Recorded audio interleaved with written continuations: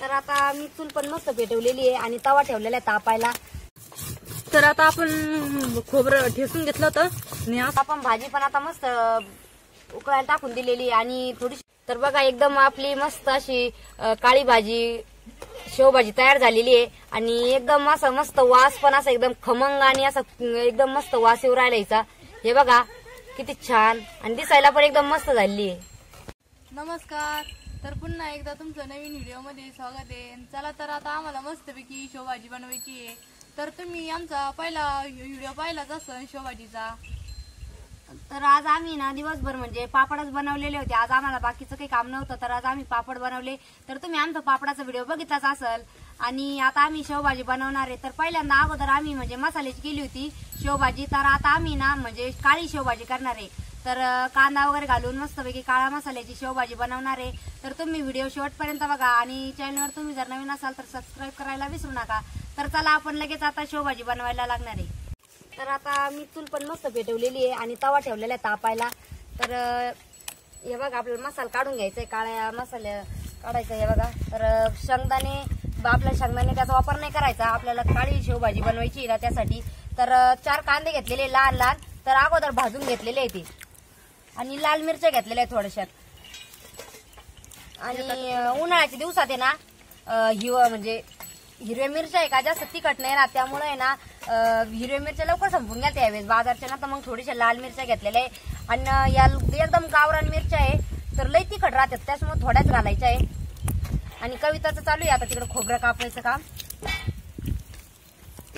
तर एकदम बारीक खोबरं ती कापून घेऊ राहिली मस्त। आणि त्यानंतर मी आता थोडी त्याच्यामध्ये डाळ घालणार आहे, हरभऱ्याची डाळ घातल्याने ना मस्त घट्ट भाजी होती। तर आपला मसाला पण मस्त काढून झालेला आहे बघा आणि आता आपला तवा पण चांगला तापलेला आहे। मी आता एकदा मसाला भाजून घेणार आहे। तर तव्यावर आहे ना मस्त तेल टाकलं मी आता आणि आपल्याला सगळ्यात सुरुवातीला आहे ना खोबरं भाजून घ्यायचंय। तर काळ्या मसाल्याचं काय राहतं, जास्त आपण जेवढे मसाला जास्त भाजून घेऊ चांगल्या प्रकारे आणि जास्त काही जाळ नाही लावायचं, थोडासा जाळ लावायचा आणि जास्त जळून नाही द्यायचं खोबरं। तर मग एकदम भारी असा आरक उतरतो भाजीमध्ये आणि एकदम भारी भाजी लागते। तर आता मी मसाला भाजून घेऊ राहिले आणि तोपर्यंत आहे ना कविताचं आता लगेच तिला मसाला वाटून घ्यायचा आहे, त्यामुळे ती आता लगेच पाटा धुवून घेऊ राहिली। कारण पोरं दिवसभर इथंच खेळत राहते, ते लई घाण करीत आहे, त्यासाठी ना ती आता अगोदर स्वच्छ पाटा धुवून घेऊ राहिली। तर मी मस्तपैकी एक एक एक सगळा सगळे मसाले आपले मस्त भाजून घेते आता।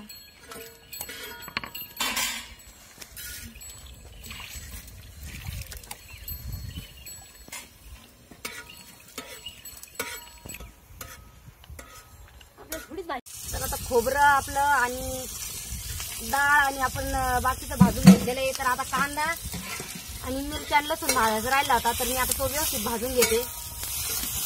कांदा आहे ना थोडासा म्हणजे आपण भाजून घेतलेला राहतो अगोदर, त्यामुळे चांगला तेलात असं परतून घ्यायचं मस्त।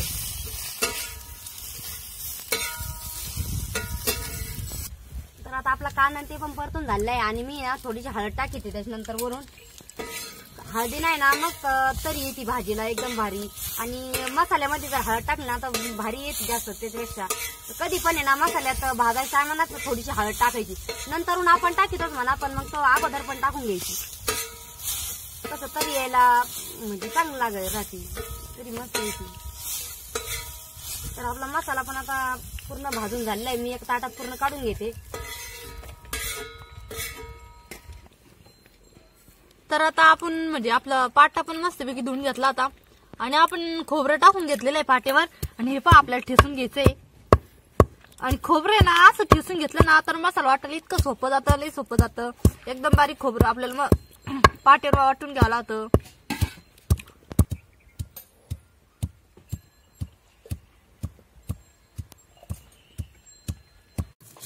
तर आता आपण खोबरं ठेसून घेतलं होतं आणि असं आपल्याला बारीक करून घ्यायचंय आणि थोडंसं पाणी टाकायचं असं, मग खोबरं एकदम बारीक झालं पाहिजे आपलं।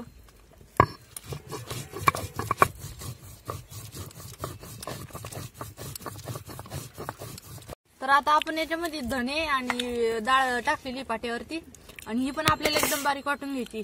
म्हणजे मी खोबरं काढूनच घेतलं, डाळ जर वाटली ना तर मग खोबरं आपल्याला एखादं अर्ध राहिलं ते अजून बारीक होऊन जाईल।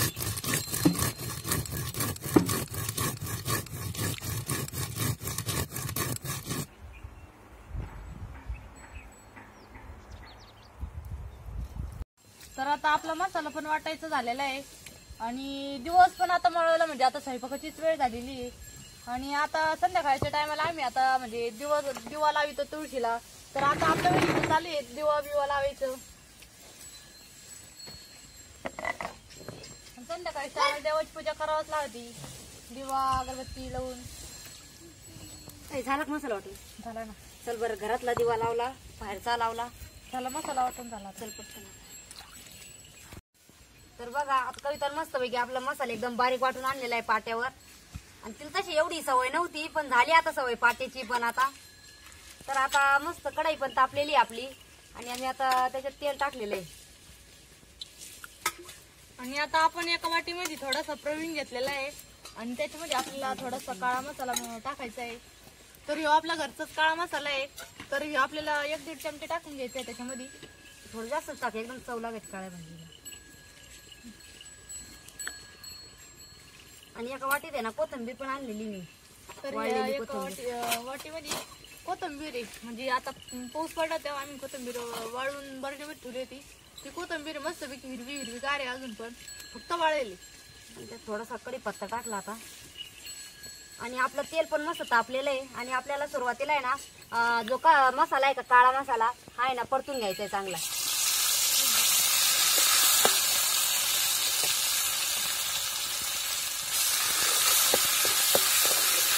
आणि आपल्याला चांगला मसाला परतून घ्यायचा काळा मसाला. आणि त्याच्यानंतर मग आपल्याला थोडासा प्रवीण आणि थोडासा आपला घरचा काळा मसाला टाकून घ्यायचा, चांगला मसाला परतून घ्यायचा. हा मसाला आपण जेवढा चांगला परतून घेऊ ना तेवढी भाजीला एकदम भारी टेस्ट एकदम मसाला लागते. आणि हा जो कविताने एका वाटीत मसाला काढून घेतलेला आहे ना, हळद, काळा मसाला आणि कांदा लसूण मसाला आणि ते टाकून देते आता. आणि आपण काळ्या भाजीला जिरे किंवा मोहरी असं काही वापरत नाही. आणि त्यानंतर आपल्याला हे कढीपत्ता आणि कोथिंबीर टाकून द्यायची. चांगलं परतून घ्यायचंय 1 मिनिटभर. चांगलं तेल सुटेपर्यंत आपल्याला परतून घ्यायचंय सगळा मसाला.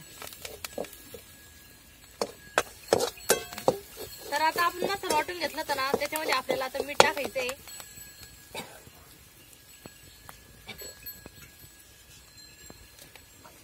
त्याच्यात पाणी घालून मी आता सगळा मसाला आहे ना पूर्ण मिक्स करून घेते. आणि आपला मसाला कढईतला पूर्ण परतलेला आहे. तर आपल्याला हे टाकून घ्यायचं त्याच्यामध्ये आता.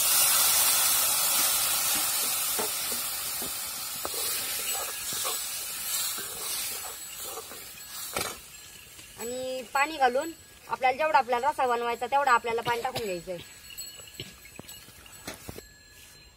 तर बघा आपल्याला आहे ना जेवढा पाहिजे तेवढा आपण रस्सा बनवून घ्या. आणि मी थोडंसं गरम पाणी करून घेतलेलं होतं, तर आपल्याला त्यात टाकून घ्यायचंय. आणि जास्त काही घट्ट नाही बनवायची, कारण आपल्याला त्याच्यात शेव टाकायची ना, त्यामुळे शेवीचा आरग भरपूर उतरतो आणि भाजी घट्ट होत राहती. तर आपल्याला मस्त वेगळी थोडीशी पातळ अशी बनवून घ्यायची.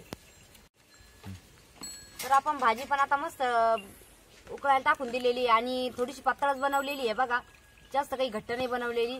आणि आपण समजा रेग्युलर मध्ये लाल भाजी खात राहतो किंवा तरीची किंवा मसाल्याची, तर आपल्याला प्रत्येक म्हणजे हॉटेलमध्ये कोणत्या पण प्रकारच्या तरीच्या भाज्या भेटतात, पण अशी म्हणजे काळ्या मसाल्याची भाजी फक्त ही आपण घरीच बनवू शकतो आणि घरीच करून खाऊ शकतो. तर गावाकडची एकदम मस्त साधी सोपी पद्धत आहे, एकदम भारी आहे. तर तुम्ही पण करून बघा एका दिवशी शेवभाजी थोडी अलग प्रकारे काळ्या मसाल्याची. म्हणजे बाजारातून किंवा गावातून जर शेव आणली आणि तुम्हाला जर शेवभाजी खावा वाटली तर एकदम सोपी पद्धत आहे आपली शेवभाजीची. तर करून पाहिजे एका दिवशी काळी शेवभाजी, मस्त लागते खायला बी. आपण रेग्युलर मध्ये म्हणजे मसाल्याची तर खातच राहतो ना, तर थोडी अशी अलग पद्धतीची करून बघायची, एकदम भारी लागते. तर पाय आपल्या भाजीला थोडी थोडी उकळी यायला लागलेली. आता थोडस गरम पाणी टाकलेलं होतं, तर मग पटकन उकळी आली. आणि ह्या शेवभाजीला आपण जेव्हा कट टाकतो ना, चांगली खळाखळा उकळी येऊन द्यायची, म्हणजे तो मसाला चांगला परतून निघतो आणि चांगला शिजून पण चांगली मस्त उकळी येऊन द्यायची. नंतर आपल्याला शेव टाकून घ्यायची राहती. आपल्याला आपण जेव्हा शेव टाकू का त्याच्यानंतर आपल्याला म्हणजे जास्त उकळी काही घेऊन नाही घ्यायची. मग तोपर्यंत आपल्याला अगोदर जेवढी उकळी घ्यायची का तेवढी आपण अगोदरच उकळी घ्यायची. शेव टाकल्यानंतर आपल्याला अजिबात सुद्धा म्हणजे भाजी गरम नाही करायची किंवा काहीच नाही. कारण की शेव जरा टाकली त्याच्यामध्ये, तर मग आपण जरा डबल भाजी गरम केली नाही तर मग उकळी आणली ना भाजीला, तर ती शेवला सगळी उकळून जाते. हा, तर आपल्या भाजीला मस्त पैकी उकळी आलेली आहे आता. आणि आपण एका प्लेटमध्ये ना हे बघा शेव काढून घेतलेली आहे आणि बाजारातून आणलेली शेव ही थोडीशी जाडसर आहे. कोणी कोणी बारीक बी आणतं तर जाड शेव म्हणजे जाडसरच आणायची जास्त करून. कारण ही शेव आहे ना तर म्हणजे आपण भाजीमध्ये गरम भाजी राहते ना तर त्याच्यामध्ये जर टाकली आणि थोडा वेळ जर गरम केली तरी ती विरघळत नाही. बारीक शेव आहे ना बारीक शेव जास्त लवकर विरघळून जाते आणि गाळा होऊन जातो. तर त्यासाठी ना कधी बी म्हणजे तुम्हाला आणायची असली तर तुम्ही कधी पण जाडसर शेव बघून आणायची म्हणजे मग ती विरघळणार नाही. तर बघा आपल्या भाजीला मस्त उकळी आलेली आहे आणि आता त्याच्यामध्ये टाकून द्यायची आपल्याला. आणि मी त्यासाठी ना सगळा जाळ खाली काढून घेणार आहे म्हणजे चुलीमध्ये काहीच नाही जाळ ठेवणार. आणि थोडी थोडी करून मला सगळी टाकून द्यायची त्याच्यामध्ये. आणि 2 मिनिटं ठेवायची म्हणजे मग शेव पण थोडीशी गरम होईल आणि मस्त त्याच्यात तिचं कट उतरण त्याच्यामध्ये तिचा आरस आणि मस्त खायला बी एकदम तयार होऊन जाईल. तर 2 मिनिटं आपण अशी चुलीवर ठेवणार आहे आणि चुलीमध्ये आर पण आहे चांगला तर मस्त होऊन जाईल.